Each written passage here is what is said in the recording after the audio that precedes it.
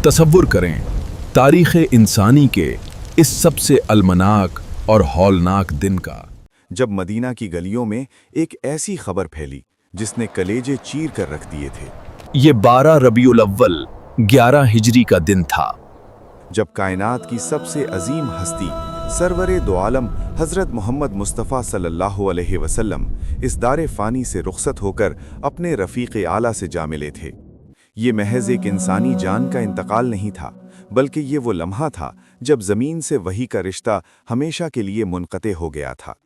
Medina का वो शहर जो कल तक नबूवत के नूर से मुनव्वर था, आज गम के सया बादलों में डूब गया था।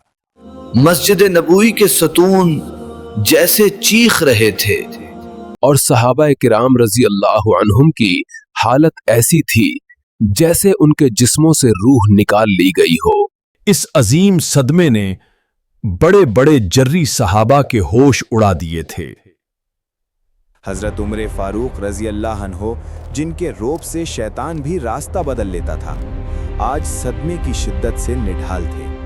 उन्होंने तलवार नियाम से निकाल ली थी और मस्जिद नबवी के सहन में खड़े होकर पुकार रहे थे, जो शख्स ये कहेगा कि अल्लाह के रसूल वफ़ात पा चुके हैं, मैं इस तलवार से उसका सर कलम कर दूंगा। अल्लाह के रसूल वफ़ात नहीं पाए, वो तो अपने रब से मुलाकात के लिए गए हैं। जैसे हज़रत मूसा अलैहिस्सलाम 40 दिन के लिए गए थे, वो ज़रूर वापस आएंगे। हज़रत उमर रज़ी अल्लाह अन्हु का ये जलाल दरअसल उनकी बेपुनाह मोहब्बत का इजहार था। वो इस हकीकत को तस्लीम करने के लिए तैयार ही ना थे कि अब वो अपने महबूब सल्लल्लाहु अलैहि वसल्लम का दीदार नहीं कर सकेंगे। ऐन उसी इज़्तिराब के आलम में जब मदीना की रियासत बिखरती हुई महसूस हो रही थी, एक ऐसी शख्सियत नमूदार हुई जिसका सब्र पहाड़ों से ज़्यादा मजबूत और जिसका ईमान सितारों से ज़्यादा रोशन था। हज़रत अबू बकर सिद्दीक़ रज़ी अल्लाह अन्हु तशरीफ़ लाए। आप रज़ी अल्लाह अन्हु खामोशी से हुजरा मुबारक में दाखिल हुए। नबी करीम सल्लल्लाहु अलैहि वसल्लम के जसद अतहर से चादर हटाई, आप सल्लल्लाहु अलैहि वसल्लम की पेशानी मुबारक पर बोसा दिया और ज़ारो क़तार रोते हुए वो जुमला कहा जो तारीख़ का हिस्सा बन गया। मेरे माँ बाप आप पर कुर्बान, अल्लाह आप पर 2 मौतें जमा नहीं करेगा। आप जिंदगी में भी पाकीज़ा थे और वफ़ात के बाद भी पाकीज़ा हैं। फिर आप रज़ी अल्लाह अन्हु बाहर तशरीफ़ लाए। हज़रत उमर रज़ी अल्लाह अन्हु को बैठने का इशारा किया, मगर हज़रत उमर रज़ी अल्लाह अन्हु जोश अक़ीदत में बोलते रहे। तब हज़रत अबू बकर सिद्दीक़ रज़ी अल्लाह अन्हु ने वो कलाम शुरू किया जिसने डूबती हुई उम्मत को साहिल मुराद तक पहुँचा दिया। आप रज़ी अल्लाह अन्हु ने फरमाया, अम्मा बाद, ऐ लोगो, तुम में से जो कोई मोहम्मद सल्लल्लाहु अलैहि वसल्लम की इबादत करता था, वो जान ले कि मोहम्मद सल्लल्लाहु अलैहि वसल्लम वफ़ात पा चुके हैं, और जो अल्लाह की इबादत करता है वो जान ले कि अल्लाह जिंदा है, उसे कभी मौत नहीं आएगी।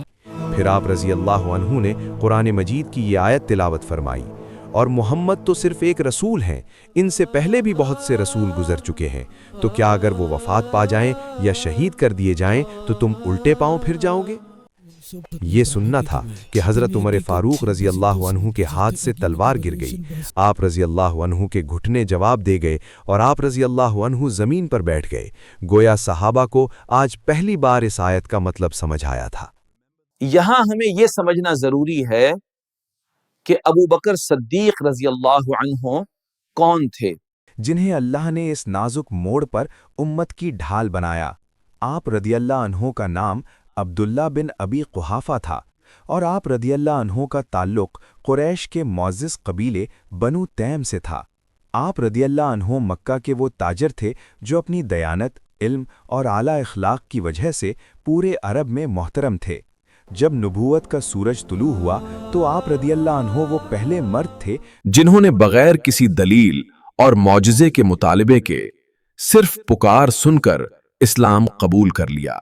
आप रज़ियल्लाहु अन्हु का लक़ब सिद्दीक़ उस वक्त पड़ा जब आप रज़ियल्लाहु अन्हु ने मेराज के वाक़ये की ऐसी तस्दीक़ की कि अक़्ल इंसानी हैरान रह गई।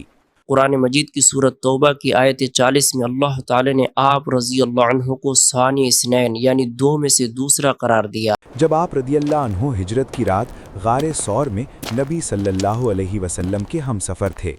अल्लाह के रसूल सल्लल्लाहु अलैहि वसल्लम ने अपनी पूरी ज़िंदगी में कभी किसी को अपनी जगह नमाज की इमामत के लिए खड़ा नहीं किया, سوائے ابو بکر صدیق رضی اللہ عنہ کے۔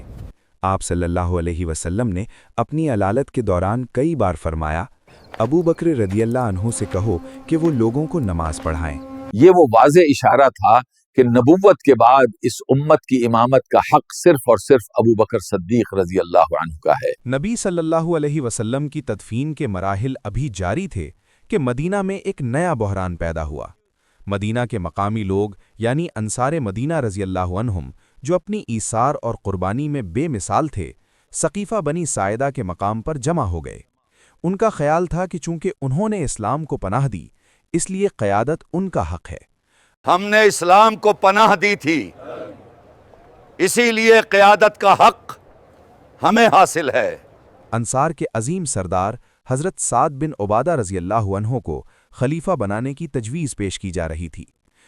دوسری طرف منافقین اور دشمنان اسلام اس موقع کی طاق میں تھے کہ مسلمانوں میں مہاجرین اور انصار کی بنیاد پر پھوٹ پڑ جائے اور اسلام کا مرکز اپنی ابتدا ہی میں ختم ہو جائے۔ جب یہ خبر حضرت ابو بکر رضی اللہ عنہ اور حضرت عمر رضی اللہ عنہ تک پہنچی تو انہوں نے تدفین کے کام کو باقی صحابہ پر چھوڑا اور فوری طور پر سقیفہ کی جانب روانہ ہوئے، کیونکہ اس وقت امت کی وحدت کو بچانا سب سے بڑی ضرورت بن چکا تھا۔ سقیفہ بنی ساعدہ کا وہ مقام جہاں انصار مدینہ رضی اللہ عنہم جمع تھے، اس وقت ایک ایسے تاریخی موڑ پر کھڑا تھا جس پر پوری امت مسلمہ کے مستقبل کا فیصلہ ہونا تھا۔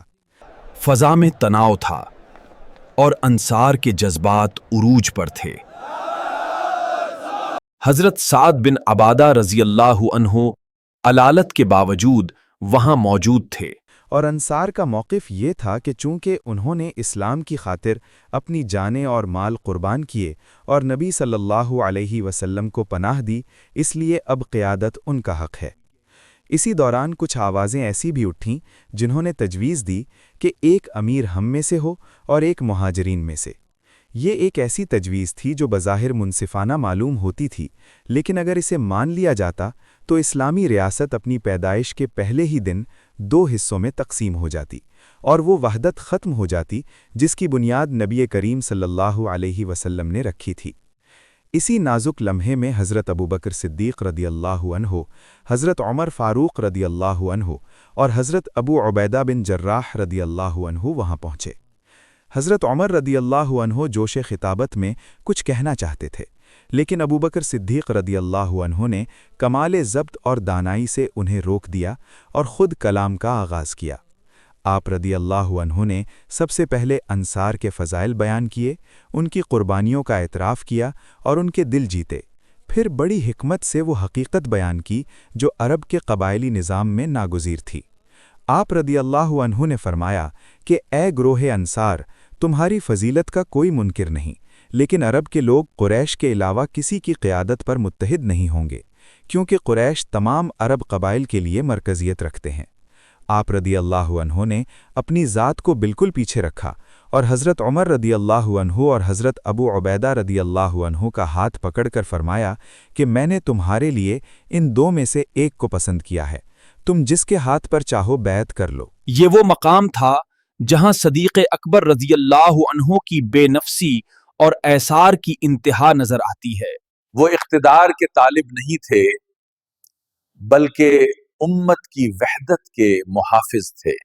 مگر حضرت عمر فاروق رضی اللہ عنہ، جن کی بصیرت بھانپ چکی تھی کہ ابو بکر رضی اللہ عنہ کا مقام کیا ہے، وہ تڑپ اٹھے۔ انہوں نے سوچا کہ جس شخص کو اللہ کے رسول صلی اللہ علیہ وسلم نے اپنی زندگی میں مسلمانوں کا امام مقرر کیا، اس کے سامنے کوئی اور کیسے کھڑا ہو سکتا ہے؟ حضرت عمر رضی اللہ عنہ نے بلند آواز میں کہا، اے ابو بکر، اپنا ہاتھ بڑھائیے، آپ وہ ہیں جنہیں رسول اللہ نے نماز میں ہمارا امام بنایا۔ آپ اللہ کے رسول صلی اللہ علیہ وسلم کو ہم سب سے زیادہ محبوب تھے، کیا ہم میں سے کوئی جرت کر سکتا ہے کہ آپ سے آگے بڑھے؟ حضرت عمر رضی اللہ عنہ نے سب سے پہلے بیعت کی، ان کے پیچھے حضرت ابو عبیدہ رضی اللہ عنہ اور پھر انصار کے سرداروں میں سے حضرت بشیر بن سعد رضی اللہ عنہ نے ہاتھ آگے بڑھایا۔ देखते ही देखते पूरा सकीफ़ा अल्लाहु अकबर के नारों से गूंज उठा और तमाम अंसार व मुहाजिरीन ने अबू बकर सिद्दीक़ रदियल्लाहु अन्हु के हाथ पर बैत कर ली। सकीफ़ा का ये बहरान तो टल गया, लेकिन मदीना की गलियों में अब भी कुछ सवालात गर्दिश कर रहे थे। सबसे बड़ा सवाल ये था कि हज़रत अली बिन अबी तालिब रज़ियल्लाहु अन्हु को इस मशवरे में क्यों शामिल नहीं किया गया, और क्या उनका कोई इख्तिलाफ था? हकीकत यह है कि जब सकीफ़ा में ये सब कुछ हो रहा था, हज़रत अली रज़ियल्लाहु अन्हु, हज़रत अब्बास रज़ियल्लाहु अन्हु और बनु हाशिम के दीगर अफराद नबी सल्लल्लाहु अलैहि वसल्लम की तजहीज़ व तकफ़ीन में मसरूफ़ थे। उनके लिए उस वक्त इससे बड़ा कोई गम या काम नहीं था। जहाँ तक बैत में ताख़ीर का ताल्लुक है तो वो सिर्फ इस बिना पर थी कि उनसे मशवरा नहीं लिया गया था। जब कुछ फितना परवर लोग जैसे अबू सुफियान रज़ियल्लाहु अन्हु, जो उस वक्त नए नए इस्लाम लाए थे, हज़रत अली रज़ियल्लाहु अन्हु के पास आए और उन्हें उकसाने की कोशिश की, तुम्हारा हक छीन लिया गया है, अगर तुम कहो तो मैं मदीना को घोड़ों से भर दूं। तो हजरत अली रज़ियल्लाहु अन्हु ने ईमान की वो हरारत दिखाई जिसने फितना परवरों के मुंह बंद कर दिए। आप रज़ियल्लाहु अन्हु ने फरमाया, ए अबू सुफियान, तुम हमेशा से इस्लाम में फितना डालने के आदी रहे हो। हम अबू बकर रजी अल्लाह अन्हु को इस मनसब का अहल समझते हैं। हजरत अली रजी अल्लाह अन्हु ने बाद में बाकायदा बेयत की और हजरत अबू बकर रजी अल्लाह अन्हा के दौर खिलाफत में उनके दाएं हाथ बनकर काम किया। तारीख गवाह है कि जब भी कोई मुश्किल फैसला होता, अबू बकर सिद्दीक़ रज़ियल्लाहु अन्हु अलीउल मुर्तज़ा रज़ियल्लाहु अन्हु से मशवरा ज़रूर करते थे। खुद हजरत अली रज़ियल्लाहु अन्हा से सहीह बुखारी में रिवायत है कि आप रज़ियल्लाहु अन्हा ने मंबर पर खड़े होकर फरमाया, इस उम्मत में नबी सल्लल्लाहु अलैहि वसल्लम के बाद सबसे बेहतर अबू बकर रज़ियल्लाहु अन्हु हैं और उनके बाद उमर रज़ियल्लाहु अन्हु। अगले दिन मस्जिद नबवी में बैत आम्मा हुई, जहां हर आम व ख़ास मुसलमान ने सिद्दीक़ अकबर रज़ियल्लाहु अन्हु के हाथ पर बैत की। इस मौके पर आपने वो तारीखी खुतबा दिया जिसकी गूंज आज भी इंसानी हुकूक के चार्टर में सुनाई देती है। आप रज़ियल्लाहु अन्हु ने फरमाया, ए लोगो, मैं तुम्हारा हाकिम बनाया गया हूँ, हालांकि मैं तुम में सबसे बेहतर नहीं हूँ। अगर मैं अच्छा काम करूं तो मेरी मदद करो, और अगर मैं गलती करूं तो मुझे सीधा कर दो। सच्चाई अमानत है और झूठ खयानत। तुम्हारा कमजोर मेरे नजदीक इस वक्त तक ताकतूर है जब तक मैं उसे उसका हक ना दिला दूं, और तुम्हारा ताकतूर मेरे नजदीक उस वक्त तक कमजोर है जब तक मैं उससे हक वसूल ना कर लूं। मेरी इताअत करो जब तक मैं अल्लाह और उसके रसूल की इताअत करूं, और अगर मैं अल्लाह और रसूल की नाफरमानी करूं तो तुम पर मेरी इताअत लाजिम नहीं। ये खिलाफत राशिदा का वो पहला दिन था जिसने साबित कर दिया कि मोहम्मद सल्लल्लाहु अलैहि वसल्लम का लाया हुआ निज़ाम अब किसी एक शख्सियत के जाने से रुकने वाला नहीं है। अबू बकर सिद्दीक़ रज़ियल्लाहु अन्हु ने अपनी फरासत से इस बिखरती हुई उम्मत को एक लड़ी में पिरो दिया और इन तमाम साजिशों को नाकाम बना दिया जो इस्लाम की इमारत को ढाने के लिए तैयार बैठी थीं। खिलाफत की जिम्मेदारी संभालते ही हजरत अबू बकर के सामने वो चैलेंजेस थे जिनका तसव्वुर करके भी इंसान कांप जाए।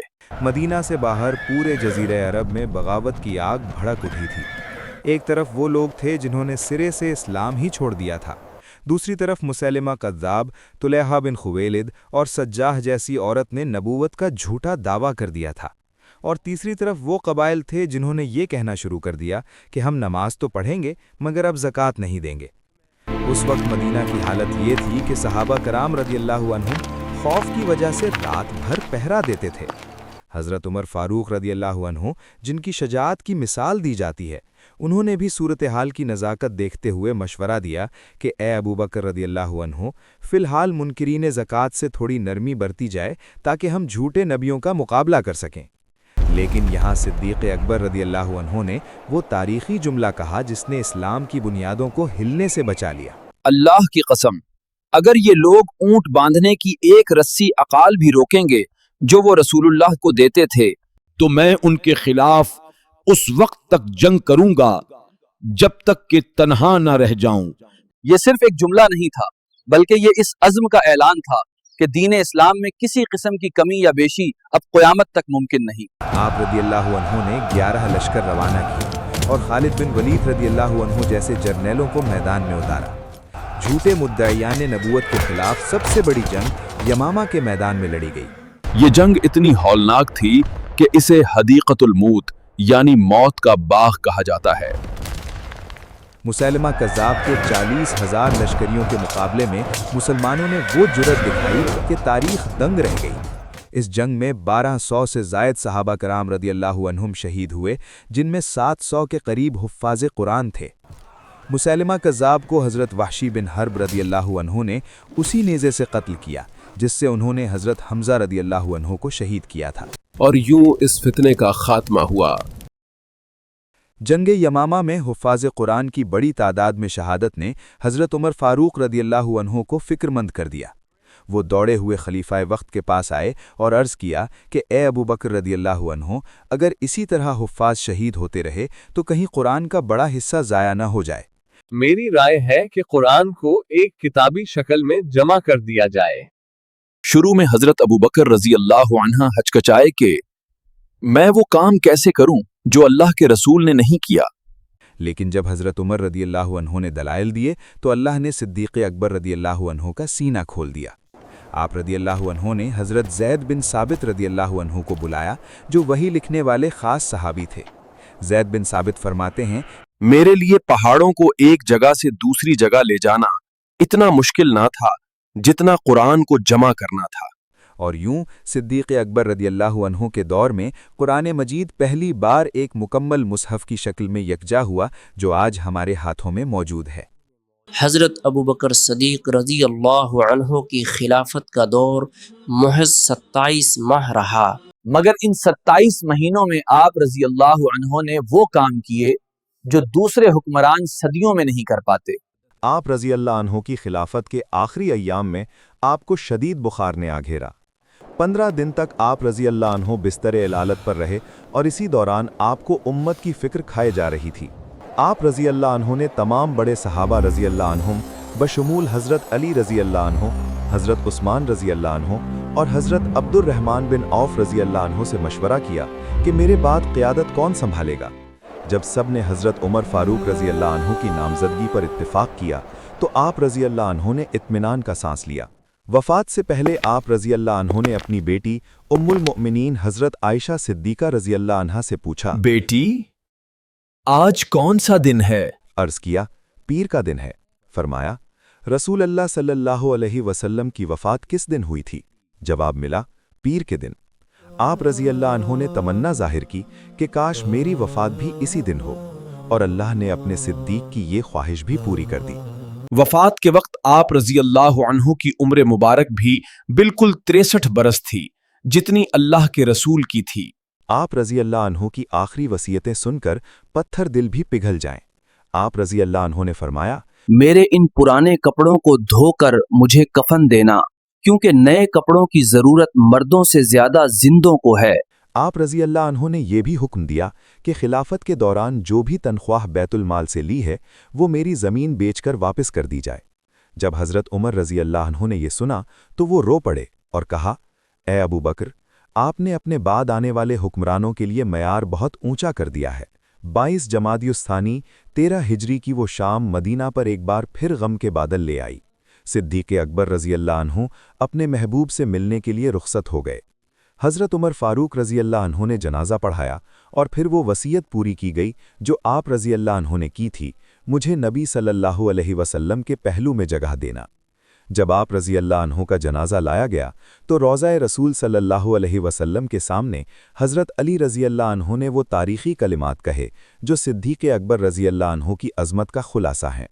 اے ابو بکر، آپ اللہ کے رسول صلی اللہ علیہ وسلم کے سب سے قریبی ساتھی تھے۔ آپ وہ تھے جو طوفانوں میں ثابت قدم رہے۔ اللہ آپ پر اپنی رحمت نازل فرمائے۔ آج بھی گنبد خضرا کے سائے میں وہ رفیق غار اپنے محبوب صلی اللہ علیہ وسلم کے پہلو میں آرام فرما رہا ہے، جس نے زندگی کی ہر سانس میں سچائی کا حق ادا کر دیا۔ حضرت ابو بکر صدیق رضی اللہ عنہ کی زندگی ہمیں سکھاتی ہے کہ قیادت عہدے کا نام نہیں بلکہ ایمان، اعصار اور ذمہ داری کا نام ہے۔ ان کے کیے گئے کام آج بھی امت کے لیے روشنی کی طرح رہنمائی کر رہے ہیں۔ سلام ہو اسلام کے اس پہلے خلیفہ پر جس نے بکھرتی ہوئی امت کو جوڑا اور حق کا پرچم ہمیشہ کے لیے بلند کر دیا۔ اللہ ہمیں ایمان کے راستے پر چلنے کی توفیق عطا فرمائے۔